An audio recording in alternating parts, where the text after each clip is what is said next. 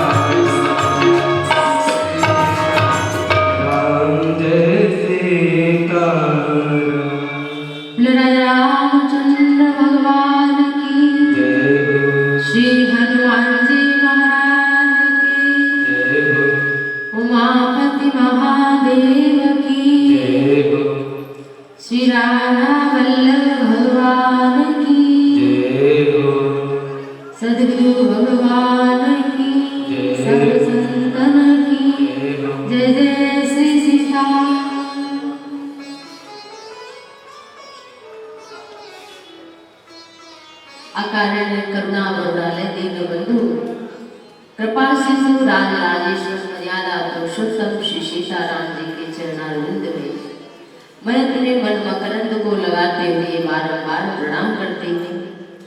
श्री हनुमान जी महाराज जी के श्री चरण कमल पे बार बार वंदन करते हुए श्री सद्गुरु भगवान के चरण कमल पे बारंबार प्रणाम। और यहाँ पर उपस्थित सभी भगवत भक्त जनों को हमारा सादर सिया राम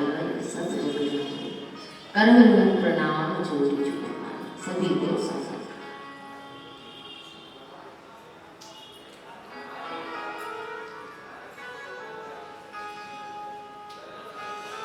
जीवन की व्यथा को मिटाने के लिए है भगवान की कथा, और हर व्यक्ति व्यथा में ही डूबा है।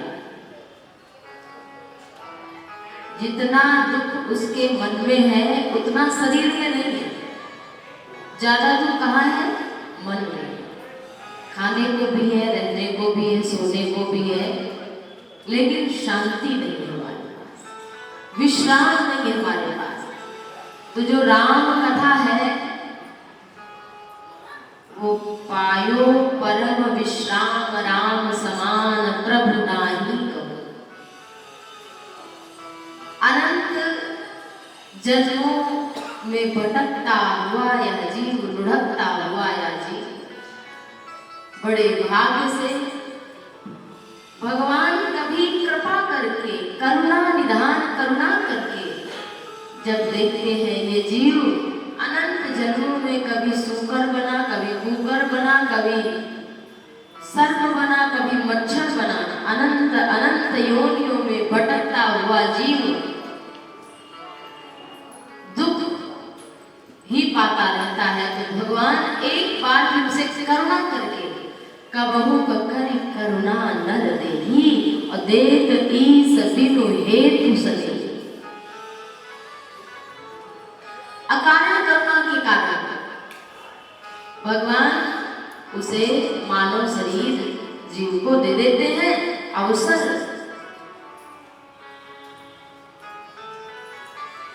और ये अवसर फिर अगर चूक जाए हम तो हमारा ही घाटा है। तो आइए हम सभी श्री राम कथा में प्रवेश करते हैं। गोस्वामी तुलसीदास जी कहते हैं, जिन्होंने श्री रामचरितमानस रूपी जल में अपने मन को नहीं नहलाया वो कलयुग के द्वारा ठगे गए। कोई नहीं चाहता कि हमें कोई ठग ले, कोई चाहता है कि हम ठगे जाए, हमारा नुकसान हो। लेकिन यदि वो भगवान का भजन नहीं करता तो वो कलयुग के द्वारा ठगा गया है। गोस्वामी तुलसीदास जी ने इसको श्री रामचरितमानस बड़ी सुंदर पावन भक्ति दी। सादर वाचन पान कीते मिटहि पाप परि ताप हीते। सादर वाचन पान कीते मिटहि पाप परि ताप हीते। यही बार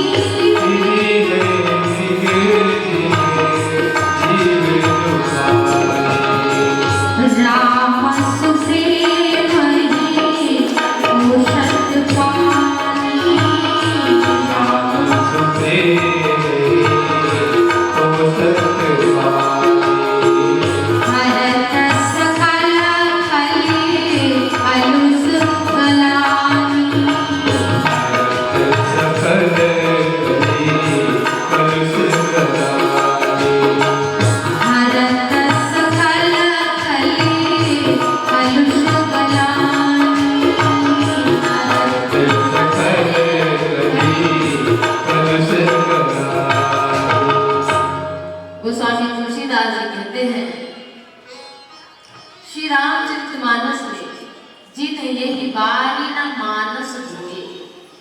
श्री रामचरित मानस है और इस मानस का मान सरोवर, एक सरोवर है रामचरित मानस।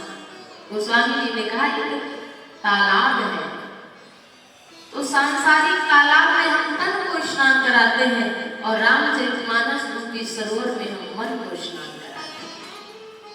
शरीर नहा ले लेकिन उसे शांति नहीं मिलेगी, लेकिन यदि मन निर्मल हो गया है तो यदि वो ना नहाए तो भी उसे शांति मिलेगी। जो मन चंगा तो कटौती में, ऐसा नहीं कि हम नियम पालन न करें, कल से नहाना बंद कर देंगे अब तो बस, वो तो नियम करना है हमको। लेकिन यद्यपि हम कभी बीमार हो गए, असहाय हो गए, नहीं नहा पा रहे हैं, लेकिन अगर हमारा मन भूल गया है, हमने राम नाम, राम कथा से, हरि कथा से अपने मन को धो लिया है, तो हमारे मन को विश्राम और शांति मिल जाती है। अन्यथा निश्चित मानिए आप, शांति पाने का और कोई उपाय ही नहीं है, कोई उपाय नहीं है। ये तो मृग कृष्णा गोस्वामी तुलसीदास जी कहते हैं, त्रिशित निरखि रवि कर भव बारी। गोस्वामी तुलसीदास जी कहते हैं, फिर है मृग जी की जीव दुखारी। आप सभी ने सुना होगा मृग तृष्णा के बारे में। मृग तृष्णा है क्या? गर्मी के दिनों में रेगिस्तान में जहां केवल बालू ही बालू होती है, वहां पर हिरन पानी की तलाश में जब भागते हैं, बहुत प्यासे हो जाते हैं, तो सोचते हैं हमको कहीं पानी मिल जाए, और पानी ढूंढने के लिए वो दूर देखते हैं तो बालू चमकती हुई दिखाई देती है। लेकिन जब वो हिरन बेचारा दौड़ कर जाता है, इतनी दूरी तय करके, प्यासा भी है और इतनी दूर धूप भी है, गर्मी भी है, जाता है तो उसे पानी नहीं मिलता। भ्रम रहता है कि वहां दूर चमकती हुई बालू से पानी का भ्रम आता है। ऐसे ही वह मृग भागते भागते अंततः मर जाता है, रेगिस्तान में, लेकिन उसे पानी नहीं मिलता। गोस्वामी जी कहते हैं, यह संसार सागर इसी प्रकार यहाँ जल रूपी सुख हमें लगता है कि हमारा बढ़िया मकान बन जाए, तब हमें शांति मिल जाएगी, हमारा विवाह हो जाए, अच्छा पति अच्छी पत्नी मिल जाए तो सुख मिल जाएगा, फिर लगता है बेटे की अच्छी पढ़ाई हो जाए तो हमें सुख मिल जाएगा, फिर लगता है अच्छी बहू मिल जाए, फिर लगता है अच्छा पोता, अच्छे पोते हमको मिल जाए, तब तक अपना जीवन उसका समाप्त हो जाता है और इसी द्वंद में बेचारा उस मृग की भांति मर जाता है। और उसे जिस प्रकार मृग को पानी नहीं मिलता, उसी प्रकार यह जीव इस संसार के सुख की खोज करते करते अंततः मृत्यु को प्राप्त हो जाता है, परंतु उसे शांति नहीं मिलती। तो गोस्वामी तुलसीदास जी कहते हैं, फिर अपने मन को श्री राम रूपी कथा रूपी जल में अपने मन को नहलाना है। गोस्वामी तुलसीदास जी कहते हैं, मति अनुहारी सुबारी गन गन मन अनवाई, सुमिरी भवानी संकदरी, और कहा कभी कथा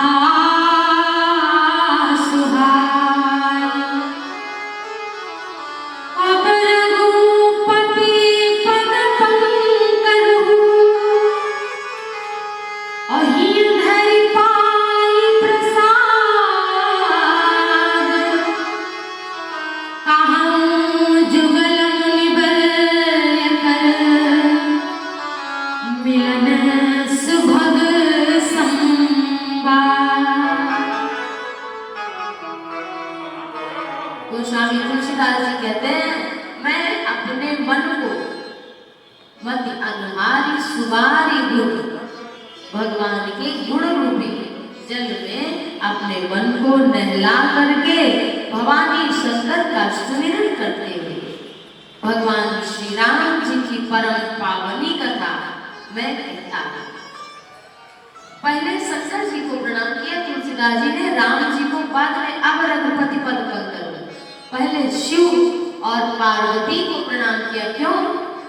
जेहि पर कृपा न करहि पुरारी, सो न पावु मुनि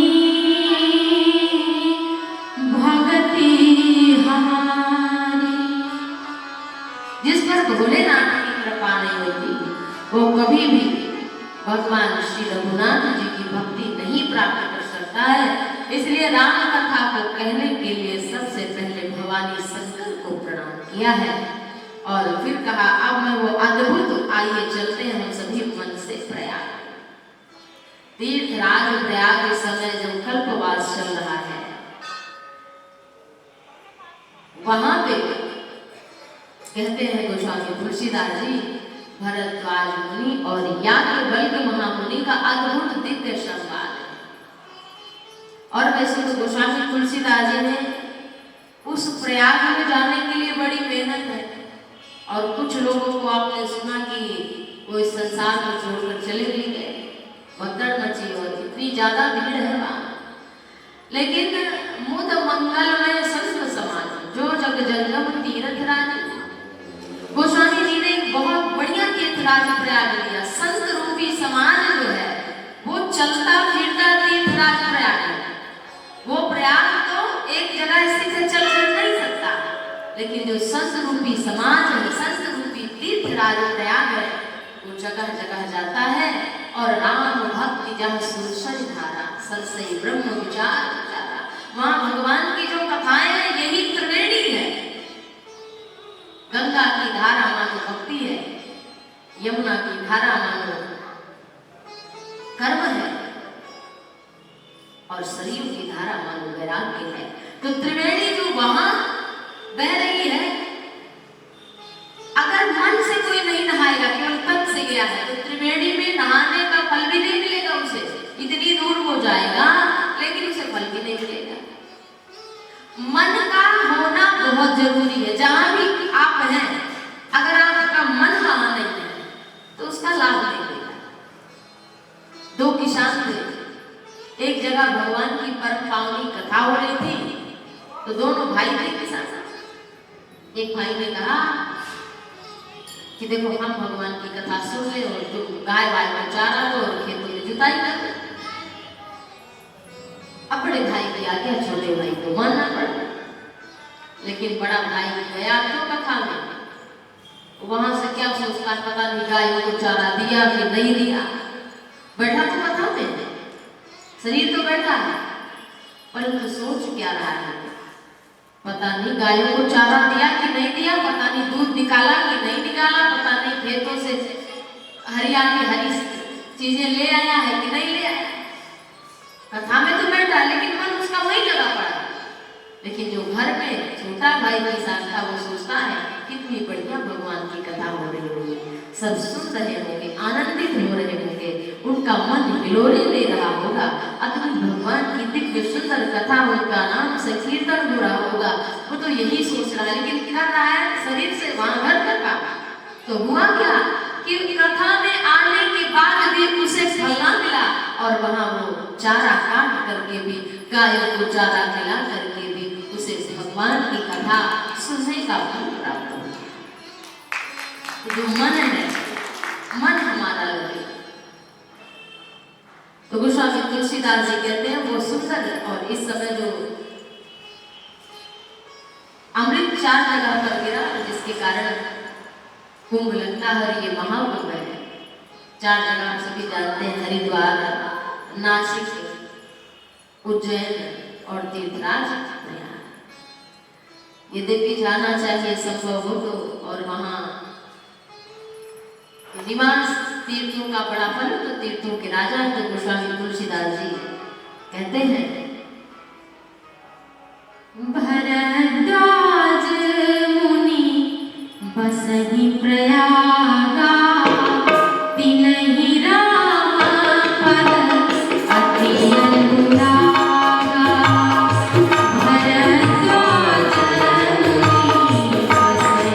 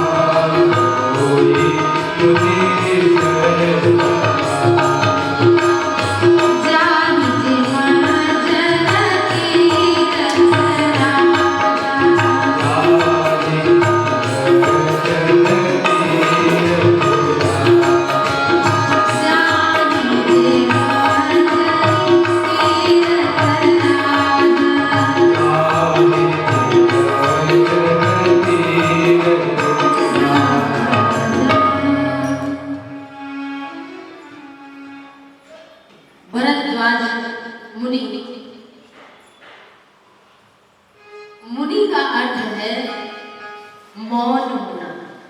मुनि का मतलब है मौन रहना। कल मौनी अमावस्या थी। कुछ लोग तो केवल यही समझते हैं कि ना बोलना ही मौन है। मन का मौन होना, एक द्वंद्व जो है भीतर चलता है कि नहीं, उस द्वंद्व को रोकना, स्थिर करना ही मौन है। यद्यपि बैखरी वाणी को भी कभी कभी आराम मिलना चाहिए, यह रसनेंद्रियों को भी आराम मिलना चाहिए, परंतु मुनि वो है जिसके जीवन के आंतरिक भाव में उथल पुथल नहीं है, वो शांत चित्त समान है, वही मुनि है। ऐसे भरद्वाज मुनि रहते नहीं है, बसते हैं। कहते हैं ना भैया आप यहीं बस गए हो, मतलब वहां से उनका वही स्थिर निवास हो गया है। कहते रहते हैं, अच्छा अभी वहां से हमको दूसरी जगह पोस्टिंग हो गई है तो वहां जाना है, इस तरह से किराए पर रहते हैं, पता नहीं कब जाना पड़े, लेकिन ये होता ना कि अपना घर हो गया, अब वहीं बसते। भैया हम लखनऊ लक्ष्मणपुरी के निवासी हो गए, हम अयोध्यापुरी के निवासी हो गए, हम काशी के निवासी हो गए। तो गोस्वामी तुलसीदास जी कहते हैं कि बसहि प्रयागा, भरद्वाज महामुनि और कहीं आते जाते नहीं है, वहीं बसते हैं तीर्थराज प्रयाग में। लेकिन करते क्या है, तीर्थ में केवल रहना ही क्या फल है? बिल्कुल कदापि नहीं है। अगर आप सोच करके गए हैं कि वहां केवल जाने से आपको फल प्राप्त हो जाएगा तो ये बेकार की बात है। कहते हैं कि वहां क्यों, वहां रहकर करते क्या है कि नहीं राम पद अति अनुरागा, उन्हें राम जी के चरणों में बड़ा प्रेम है। करते क्या है वहां रह करके, केवल खाने पीने के लिए नहीं गए, वहां तापस समदम दया तपस्या करते हैं, अग्नि में रह करके तपस्या करते हैं, जल में रहकर तपस्या करते हैं, एक पैर से खड़े होकर तपस्या करते हैं। गर्मी के दिनों में चारों तरफ से आग लगाकर बीच में बैठ करके इस प्रकार से तपस्या करते हैं। ठंडी के दिनों में जल में रह करके, सरोवर में रह करके तपस्या करते हैं। इस प्रकार से कठिन तपस्या करते हैं, शरीर को तपाते हैं। और कलयुग में हम जैसे प्राणियों के लिए मन कर्म वाणी ही तपस्या है। बिना पंखा, बिना एसी, बिना हीटर, गर्म पानी के कोई नहला दे, दूसरे दिन जुकाम बुखार हो जाएगा, तबीयत खराब हो जाएगी। तो तपस्या की कौन कहे इस कलयुग में? भैया अगर आप किसी से दो बढ़िया अच्छी बातें बोल दे, किसी को कट वचन ना कहे, तो ये वाणी की तपस्या है। राम राम करो, ये वाणी की तपस्या है। मन से किसी के लिए बुरा ना सोचो, ये मन की